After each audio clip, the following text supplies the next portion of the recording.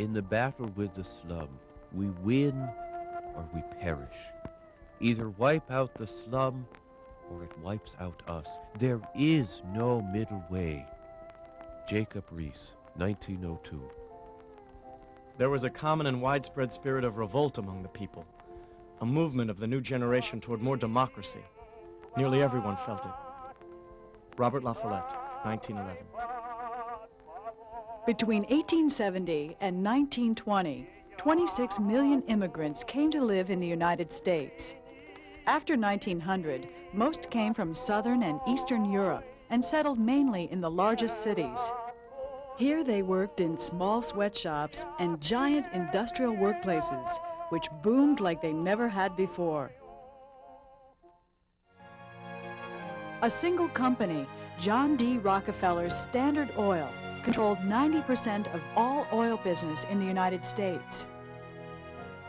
Corporations conspired with each other to keep prices high and wages low, swindling consumers and workers in a single stroke.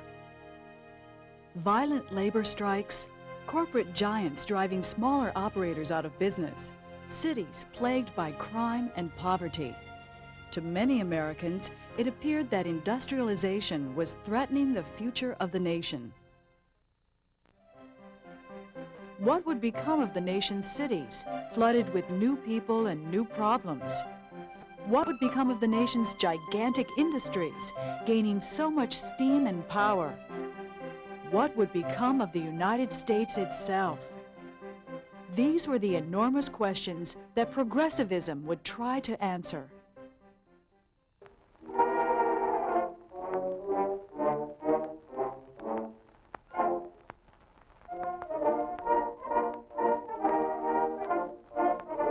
The nation was justly proud of its democratic heritage. But how could democracy survive the grave new challenges of a brave new century?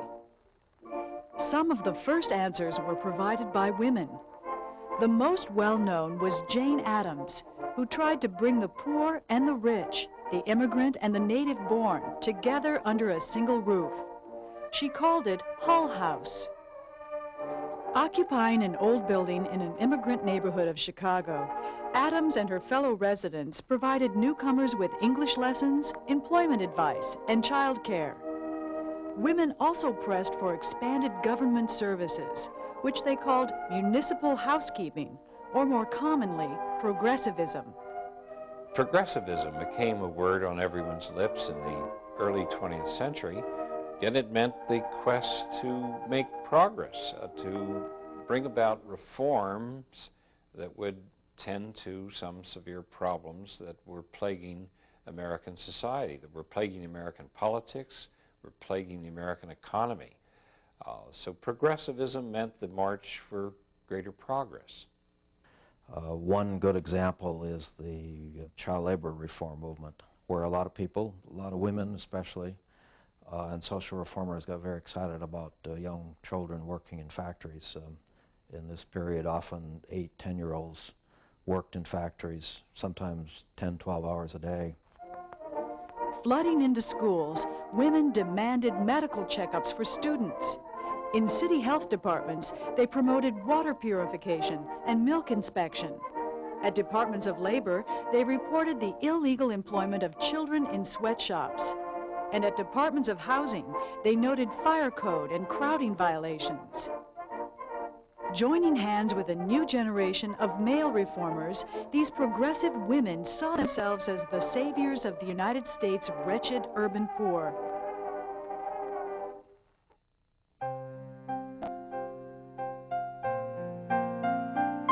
Often, though, the poor themselves, especially immigrants, wanted no part of progressive reform. Across the nation's cities, for example, progressives helped plan new parks and playgrounds. But immigrants and workers preferred ball fields and sandlots to the lush, landscaped gardens that the reformers had created. At schools, meanwhile, working-class Americans resented reforms such as mandatory medical inspection of children. When a young boy came home with a note complaining about his body odor, his mother sent her own curt note back. "Teacher, Johnny ain't no rose. Learn him. Don't smell him."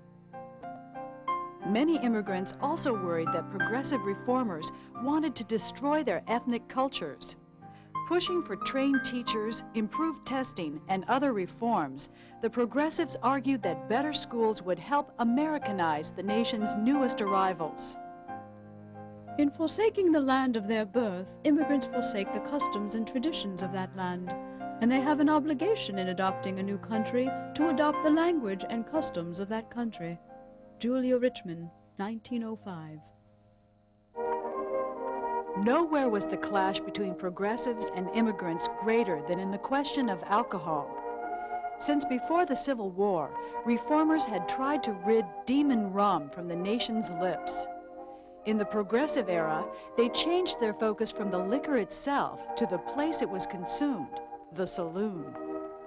Well, the progressives, usually from upper-class backgrounds, many of them women, thought the saloon was a bad influence in the neighborhood. First of all, they saw children going into the saloons to get pails of beer. They saw sometimes prostitutes hanging out at saloons. They saw men hanging out there and spending their money when they thought they should be home. People were living in homes that were crowded, that were damp, that were unsanitary. The saloon would be warm, it would be inviting. You could sit around and have a kind of camaraderie. For a lot of ethnic communities, the saloon was the place where you got your paycheck cashed. It was the place where you found out the local news, or you found news from home. You found out whether there were jobs available, where you made your connection to the local political parties so that you could have some leverage in elections. And just the sort of basic neighborhood hangout.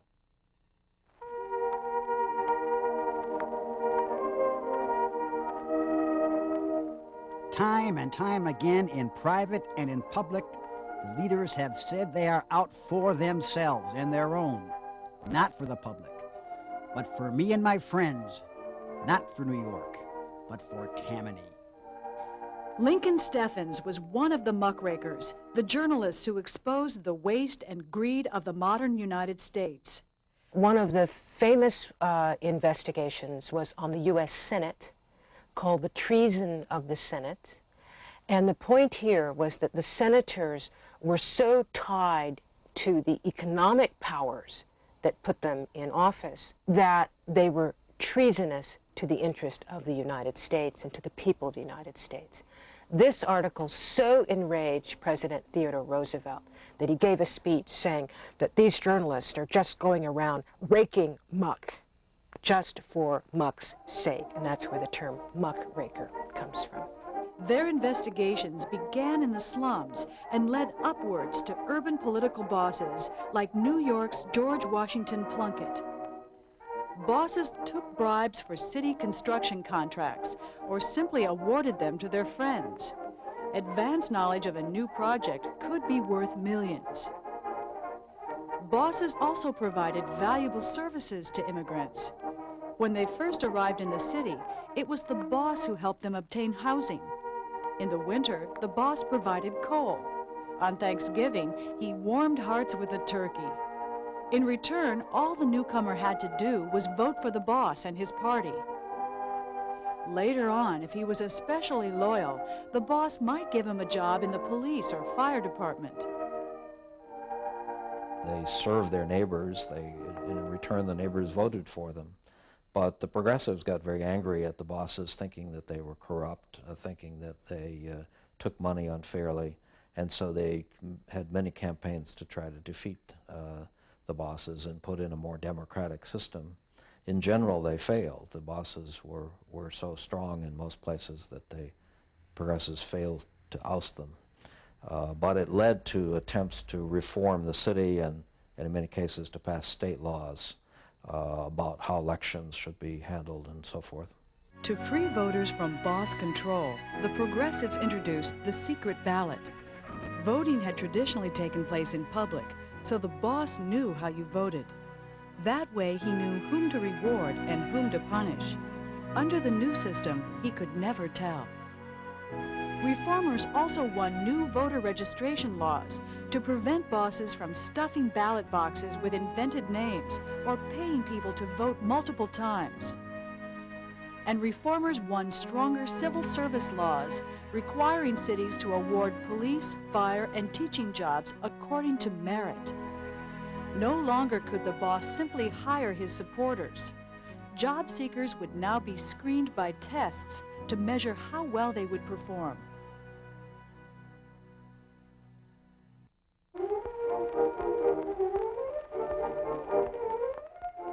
Mr. Vanderbilt, sir, does your railroad serve the public interest? The public be damned. Of course we like to do everything possible for the benefit of humanity. But first, we see that we are benefiting ourselves. With as much passion as they fought urban bosses, muckrakers also attacked the nation's great corporations, or trusts. Now, if you have a trust, that is a large business working in one sector of the economy, and if you control enough of that economy, then you can raise prices. And this is why people wanted to bust trusts, because the prices were going up. And one way to do that was to break up those big companies. Ida Tarbell's expose of the Standard Oil Company showed how its president, John D. Rockefeller, gobbled up smaller companies.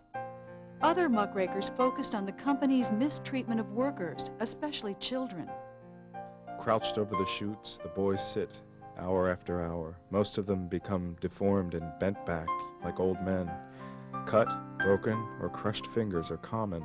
Sometimes there is a worse accident. A terrific shriek is heard, and a boy is mangled and torn in the machinery, or disappears in the chute to be picked out later, smothered and dead. John Spargo, 1906. Upton Sinclair published a novel called The Jungle.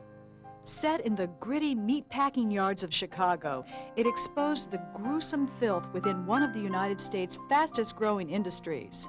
Meat was on the floor in the dirt and sawdust where the workers had tramped and spit. Thousands of rats would race about on it. The packers would put poisoned bread out for them, and then rats, bread, meat would go into the hoppers together. Like urban bosses, the reformers said, these companies put private profit over public good. In the late 19th and early 20th century, large numbers of workers were not unionized, did not have representation, could not bargain with their employers. And so if they were in a workspace that was dangerous and they went to their boss and they said, you know, I'm worried about this staircase here because every time I go up and down the staircase, the stair waggles and I'm afraid I'm going to fall down and break my head. And the employer could just say, bye, you're fired. And if something happened, say that worker decided to keep the job, to go up and down the staircase, and one day the stair broke and the worker fell and broke an arm, couldn't work, what do they get? Nothing. So one progressive reform, if you will, was workers' compensation.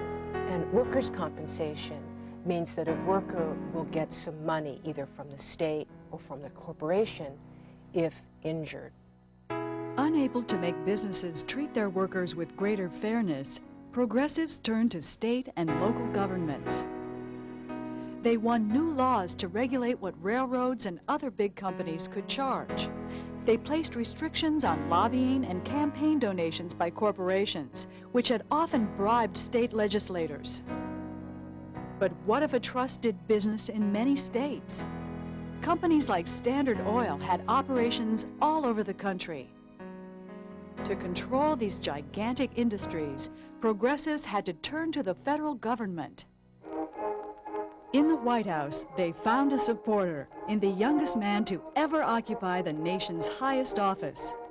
An asthmatic child, frail and sickly, Theodore Roosevelt developed into an avid rider, a skilled hunter, and a symbol of everything that was manly about the United States. Whether leading Rough Riders up San Juan Hill in the Spanish-American War, or leading his presidential cabinet on trail rides through Rock Creek Park, Teddy Roosevelt cut a figure that was literally larger than life. He wore a tall black hat, and he strode along with the physical power of a landslide. Never before or since have I been so much impressed by the physical impact of a human being. Hutchins Hapgood. As president, Roosevelt boasted that he would bust America's trusts just like he had killed Spaniards during the war. But Teddy's trust busting was more talk than action. Instead of dividing trusts into smaller companies, Roosevelt tried to regulate them. To address the meatpacking horrors that Upton Sinclair described, Roosevelt signed the Meat Inspection Act, which required refrigeration and other health precautions. To control the sale of harmful patent medicines, he backed the Pure Food and Drug Act, which banned false labeling on packages. And to conserve the nation's dwindling forests, Roosevelt placed millions of acres under federal management. But who exactly would administer these new laws and protect the public's interests? In case after case, the answer was the same: a federal agency or department. The Meat Inspection Act authorized a branch of the U.S. Department of Agriculture to examine meat packing. The Pure Food and Drug Act created the Food and Drug Administration to approve any new drug for sale. The new national forests were administered by a Bureau of Forestry, which would evolve into the United States Forest Service. Governors of the several states and gentlemen, the occasion for this meeting lies in the fact that the natural resources of our country are in danger of exhaustion if we permit the old, wasteful methods of exploiting them longer to continue. As a people, we have a right and duty to protect ourselves and our children against the wasteful development of our natural resources. President Theodore Roosevelt, National Conservation Congress, 1908. Fighting big business, progressivism helped create big government and cemented the marriage between them both. The federal government had largely been responsible for taxes on imports and exports and for having an army. It had not been responsible for making sure that if people got hurt on the job, that they could get some kind of care. It had not been responsible for making sure that food was safe to eat. That was the national level reform. These were new ideas that the government should be involved in those issues. The progressives also turned to the federal government to manage the nation's diminishing share of natural resources. By 1900, the government had sold or given away most of the publicly owned lands in the western part of the country. Claiming to speak for the larger interests of society and future generations, Roosevelt added more than 100 million acres to the national forest system and prosecuted hundreds of violators of public land laws, recovering millions of acres which were placed under federal management. Roosevelt's objective was to conserve national resources for future use.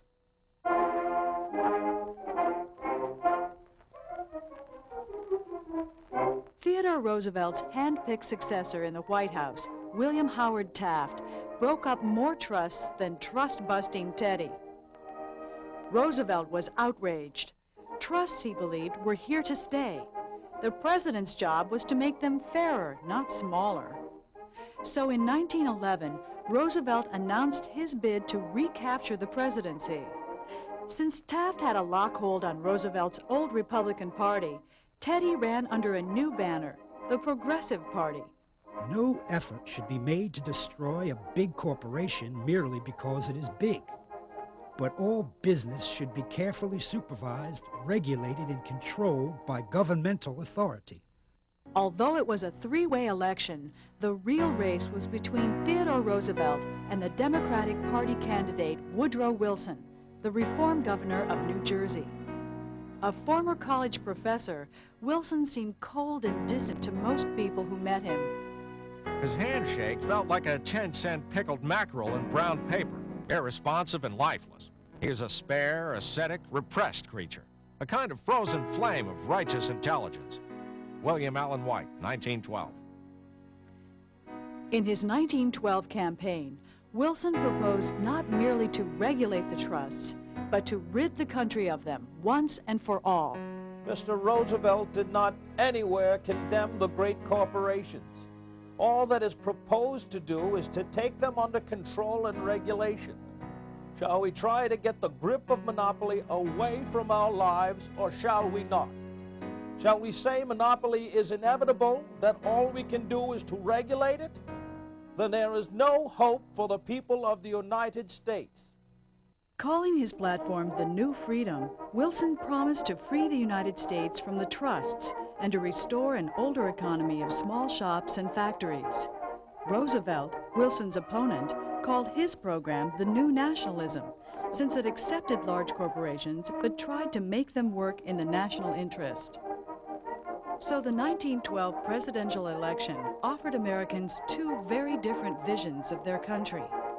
They voted for the man who promised to bring back the world of small business, the corner grocer, not the giant corporation. Woodrow Wilson proved to be a very effective president, but he never did deliver on his promise to bust the trusts. He did win passage of the Clayton Antitrust Act, which limited the size of trusts. But he also signed into law the Federal Reserve Act, which created a national banking system. Rather than breaking up big banks, the new Federal Reserve System linked them into a centrally controlled network of unprecedented size and power.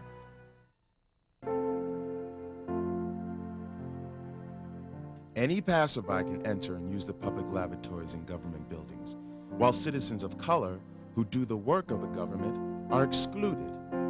As equal citizens, we are entitled to freedom from discrimination. Have you a new freedom for white Americans and a new slavery for your Afro-American fellow citizens? God forbid. William Monroe Trotter, 1914. The same man who declared a new freedom for the United States ordered the segregation of black Americans in federal buildings. Back in 1896, the Supreme Court had upheld the separate but equal laws of the American South in a case called Plessy versus Ferguson. In the years that followed, racial segregation hardened throughout the South. Across the nation, the signs of segregation appeared over hotels, theaters, and water fountains. Worst of all, this era also witnessed a new and vicious outbreak of violence against black Americans. Between 1885 and 1907, more Americans were lynched in the United States than legally executed. The vast majority of the victims were black. One of the underlying issues that made racism violent and dangerous in the early 20th century was that most black people were powerless. So in the early 20th century, even though there was a great migration of black Southerners into the North and into the East, about 90% of black people still lived in the South. In the South, almost none could vote. They lived in a situation of segregation, which meant separation, but it also meant separate and terribly unequal. As segregation and violence spread, black Americans began a sharp debate about how they should respond. On one side stood Booker T. Washington, president of Tuskegee Institute. On the other stood W.E.B. Du Bois, a Harvard-educated historian and journalist. Born in 1856 to slave parents, Booker T. Washington founded Tuskegee in 1881 to help blacks learn useful trades. Instead of pushing for immediate equality, Washington said, blacks should develop vocational skills. To those of my race who underestimate the importance of friendly relations with the Southern white man, I would say, cast down your bucket where you are. There is as much dignity in tilling a field as in writing a poem. In all things that are purely social, the races can be separate as the fingers, yet one as the hand in all things essential to mutual progress. Booker T. Washington. Where Washington counseled patience and gradual uplift through hard work and black self-help, W.E.B. Du Bois demanded immediate and equal rights for African Americans in schools, housing, and employment. Mr. Washington insists on thrift and self-respect, but at the same time counsels silent submission to civic inferiority. Is it possible that 9 million men can make progress in economic lines if they are deprived of political rights? By every peaceful method, we must strive for the rights which the sons of the fathers would fain forget. We hold these truths to be self-evident, that all men are created equal. W.E.B. Du Bois, 1903. Other Americans lost their rights because of the content of their opinions rather than the color of their skins. One major target of persecution were the socialists, who believed that American workers, not their bosses, should own the nation's industries. Socialist Party candidates won offices in over 300 cities, including Milwaukee and San Francisco. In the 1912 presidential election, Socialist candidate Eugene Debs won almost 1 million votes. To Debs, the Wilson-Roosevelt dispute over the size of American corporations made no sense. All that mattered was who owned them. The Republican, Democratic, and Progressive parties all stand for private ownership of the productive machinery used by workers. The Socialist Party is the one party which stands squarely for the abolition of industrial slavery. Eugene Victor Debs, 1912. This message struck fear into the heart of the nation's law enforcement authorities, who tried to silence the socialists by jailing them. Debs himself would be arrested and sentenced to federal prison for opposing the United States entry into World War I. Another group persecuted because of their opinions were the industrial workers of the world, or Wobblies. Like the socialists, the Wobblies thought that laborers, not corporate kingpins, should own the nation's factories. But where socialists preferred to work through the polls, the IWW called for strikes and sabotage against big businesses. So businessmen organized groups of vigilantes to harass and intimidate Wobblies. Wobblies were beaten, branded, and forced to kiss the American flag on their knees. Some were even shot and killed. Like Eugene Debs, hundreds of Wobblies would be hauled off to prison during the First World War.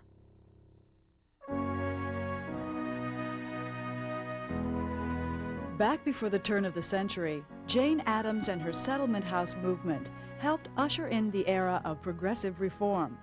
Suffragists like Carrie Chapman Catt would help bring the era to a close by finally winning women's right to vote. The suffragists argued for the ballot as a way to ensure the progressive triumph. If women had the vote, they claimed, the bosses would fall, saloons would disappear, and the United States of America would be an altogether better place. Public-spirited women who wish to use the ballot do not wish to do the work of men. They simply want an opportunity to do their own work and to take care of those affairs which naturally and historically belong to women. May we not fairly say that American women need the vote in order to preserve the home? Jane Addams, 1910. Yet suffragists also embraced the dark underside of progressivism, racial and ethnic bigotry. Many women argued for the vote in racist terms, promising that the female ballot would help keep white Protestants in charge. There are 3 times as many American-born women as the whole foreign population, so the votes of women will be the only means of overcoming this foreign influence and maintaining our free institutions. We are in danger of Catholic domination. There is no possible safety unless women are given the suffrage. Olympia Brown, 1889. Of all the women in the South who can read and write, 10 out of every 11 are white. The enfranchisement of women would ensure immediate and durable white supremacy. Bell Kearney, 1903. Racial prejudices also helped push through a new constitutional amendment to ban the sale of alcohol. Prohibition swept the South when false rumors of drunken, rampaging blacks enveloped the region. The country's entrance into the First World War in 1917 pushed prohibition over the top. The grain used to make alcohol was needed for the war effort, and drinking was becoming not merely unwise, but un-American, since the German enemy consumed alcohol. World War I would spell the end of progressive reform. Trust busting came to a complete halt as corporations formed huge cartels to arm and equip the nation's soldiers. The war also brought a new cycle of prejudice and violence against minorities as race riots flared across U.S. cities and thousands of immigrants were arrested or deported. The progressives still had unanswered questions. How would the United States regulate its enormous industrial corporations? How would it integrate its diverse racial and ethnic groups? How would it fulfill the democratic ideals upon which the nation was founded? Since the American Revolution, waves of reformers had called upon the nation to renew these ideals. Before the Civil War, they fought to eliminate slavery, drunkenness, and poverty. The progressives picked up this reform spirit, which would reappear during the 1930s and again in the 1960s. Behind all of these movements lay the distinctive American faith that we can remake the world.